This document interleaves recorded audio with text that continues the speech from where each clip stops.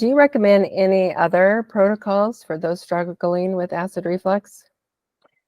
So for acid reflux, not a protocol per se. My first education with acid reflux, that was not the emergency department, give them antacids, was in my functional nutritional therapy practitioner training, where we talked a lot about zinc and stomach acid and replenishing those. So I don't specifically have a protocol, but it's very specific to the person. So when I work in person with somebody, I'll teach them how to actually assess, looking right on the sides and pushing on the different areas.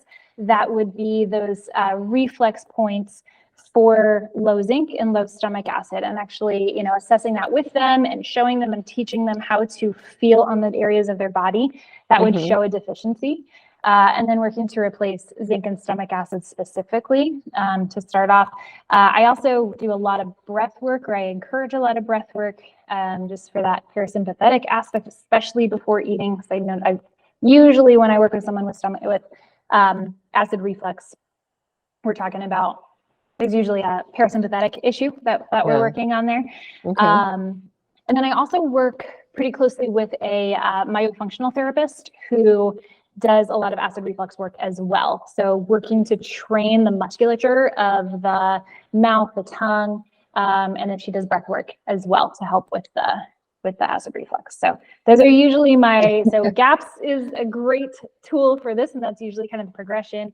First starting with zinc and some stomach acid, and even just teaching them little things like, all right, here's a pinwheel. Before you eat, you're going to breathe in your nose and blow the pinwheel 3 times, and then you're going to do it with everyone in your family, and you're going to blow her pinwheel, and she's going to, everyone's going to blow those, or using little tricks like that just to help them with that breathing. And even simple things like that I find so much good results with.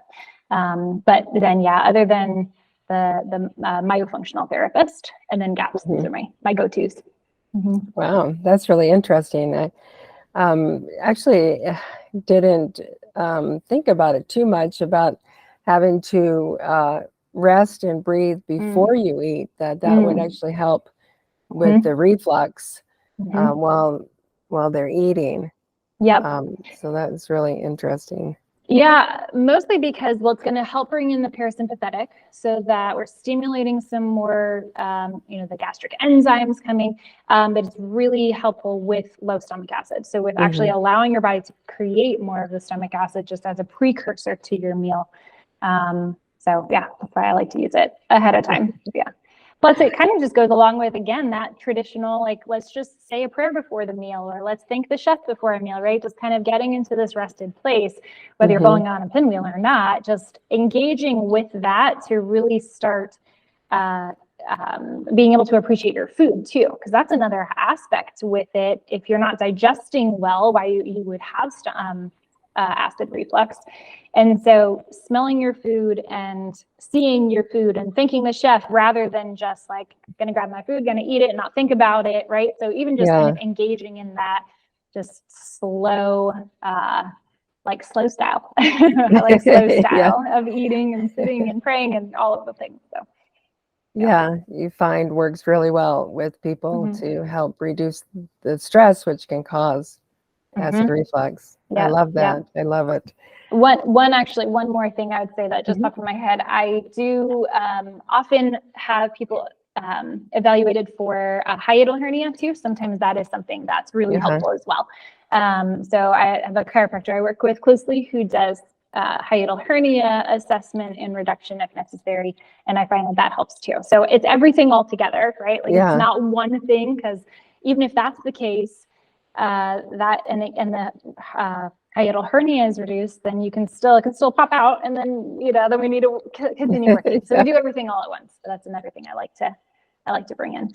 Yeah, it's interesting that you said that. I actually fell into it's my mom. I fell into it because my mom was seeing a chiropractor, but he wasn't totally practicing, and she asked him about the hiatal hernia because I had a very large one, and he did adjust those. And so I went in and had adjustments. And it's interesting, I discovered that not many chiropractors actually can do that. So, but if people can find one, then that is really so helpful Yeah. in this journey.